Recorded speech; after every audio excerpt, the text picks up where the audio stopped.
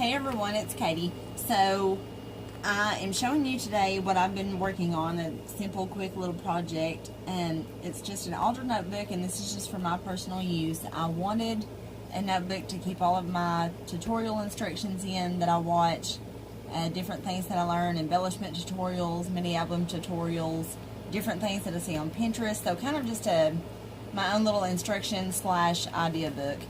And I had watched a video on a traveler's notebook that a lady had used shoe polish around the edges of her notebook instead of her ink pads, and I thought that was a great idea. It's much more cost effective that way, and I'll show you. You get like a coffee dyed, tea dyed, really good inked up edge. It dries really quick. You still kind of get that crinkle from a coffee dyed or tea dyed page, and you can see at the spine that, you know, it doesn't get down in there very well. So if this was something I were to sell or give away, I would get a sponge and really, you know, get in the crease of the notebook.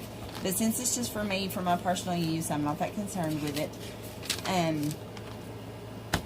What I used are these, the brown liquid shoe polish. You can buy these at Walmart. However, when I ran out, so it took 2 of these to get through, and I'm down to like the last 10 or so pages. And when I went today, they no longer had these, but instead they now have these big fat ones, and I thought, well, you know, this will work out better anyway. So what I will do, there's the cat, is I'm going to show you just how I did it, how quickly it can dry, and all that, and I'll go through that. And so I got some gloves. These you can also get at Walmart. These are actually the Walmart brand, just exam gloves. That way I don't get shoe polish all over my hands to where I smear it everywhere else.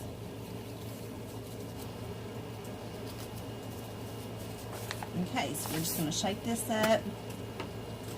And this, you can see like this little tip right here.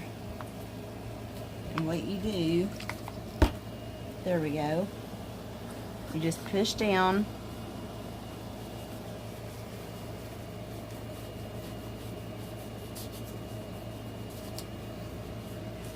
And if you continue to push, more will come out. And so I don't push unless I have to. Like down here, I kind of need to push a little bit more.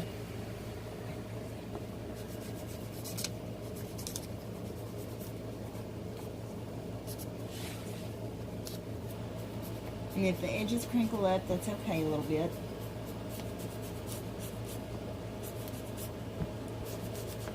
But I did like this idea a lot better, because that way I'm not using up a lot of my ink. I don't have to worry about, do I have enough re-inker to put on my ink pad and things like that. And like I said, since this is just for personal use, I'm not too concerned. You know, I just didn't want a plain notebook, just wanted to do something fun. And this little rounded sponge isn't even getting as close to the edge as the smaller applicator.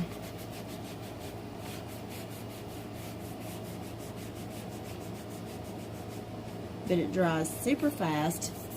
See, there's nothing, I can't smear it off.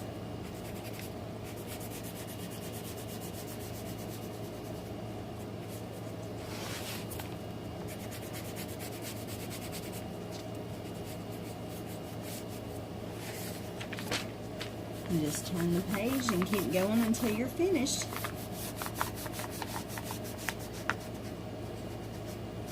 So I actually think I liked the smaller applicator better, but like I said, when I went today, they didn't have any more of those. These were the only things I saw, so.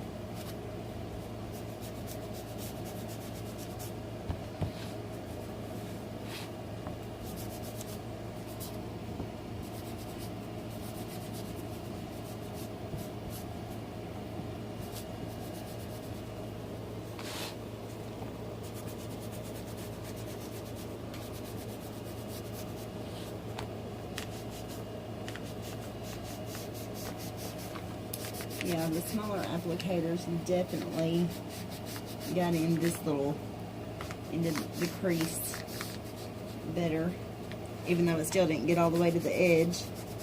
But like I said, I wasn't worried about that, just for my own personal use.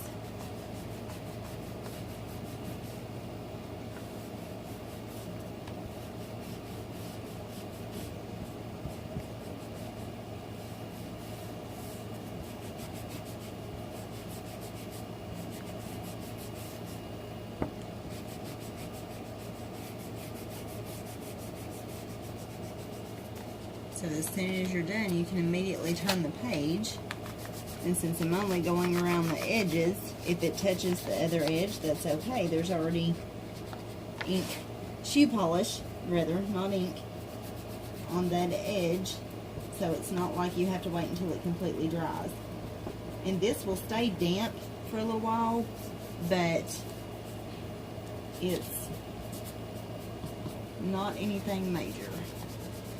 And I just like the fact that it gives you that coffee dyed, crinkle, crunch kind of look to it. But it's just shoe polish, and so it smells good too.